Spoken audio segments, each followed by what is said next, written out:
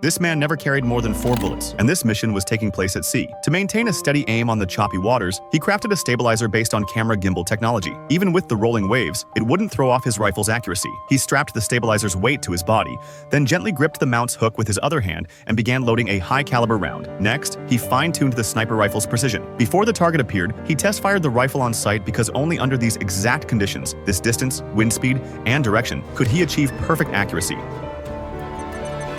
He nailed the bullseye dead center. The field calibration wrapped up smoothly, and just as he was settling in to wait for his target, suddenly the radar alarm blared. The man grabbed his binoculars and scanned the area, spotting a drone closing in. To avoid blowing his cover, he quickly threw a cloth over his rifle and disguised himself as a fisherman. As the drone continued its surveillance sweep, security soon spotted his yacht, but the guards figured it was just their old buddy Bogdan out fishing and didn't give it a second thought. Meanwhile, the billionaire target was getting ready for a swim, escorted by armed bodyguards carrying live ammunition. The assassin waited patiently until his target showed up. He set down the binoculars and quickly suited up in his tactical gear. Within seconds, everything was in position. He chambered his second bullet. As the billionaire shed his jacket, the man raised his sniper rifle and took aim. Just as he was about to squeeze the trigger, a massive wave slammed into the yacht, sending the entire cabin into violent motion. Thankfully, his stabilizer kicked back into action. He quickly reacquired his target, but by then the billionaire had already jumped into the water with a bodyguard in tow. This made the assassination exponentially harder since the target was now a moving swimmer. Before he could get a lock on his target, he spotted a jet ski racing toward them. He swung his rifle around and took the rider out with one shot. Then he quickly pivoted back and loaded his third high-caliber round. But just then, the radar started screaming again. Suddenly,